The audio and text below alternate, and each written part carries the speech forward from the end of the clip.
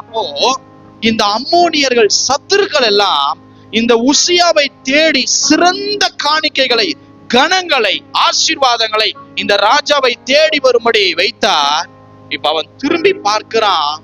அவனுக்கு காலுக்கு கீழே மெகுனியர்கள், அம்மோனியர்கள், அரபியர்கள், பெலிஸ்தியர்கள் எல்லாரும் அவன் காலுக்கு கீழே தேவன் கொண்டு வந்தார். எனக்கு அன்பானவர்களே, உடனே அவன் திரும்பி பார்க்கும் பொழுது பார்க்கிறான், பாரு, நான் போன இடமெல்லாம் வாய்த்தது, நான் போன இடமெல்லாம் நான் ஜெயிச்சிட்டேன், என்னை தேடி கணங்களும் புகழும். ஏன்னா இவன் தேவன் இவனோடு இருந்தபடியினால் எகிப்தின் எல்லை மட்டும் இவனுக்கு பேரும் புகழும் உசியாவுக்கு கிடைத்தது. எனக்கு அன்பானவர்களே, கர்த்தர் இந்த கணத்தை கொடுத்தார். ஆனால் அவன் அவைகளை பார்க்கும் பொழுது அவனுக்குள் என்ன வந்தது என்றால், அவன் மனம் மேட்டிமையாகி, கர்த்தர் கொடுக்கல, என்னுடைய பராக்கிரமத்தினுடைய பலத்தினால் என் சத்துருக்கள் என் காலுக்கு கீழே இருக்கும்படி என்னுடைய பலன், என்னுடைய தாளந்து, என்னுடைய திறமை,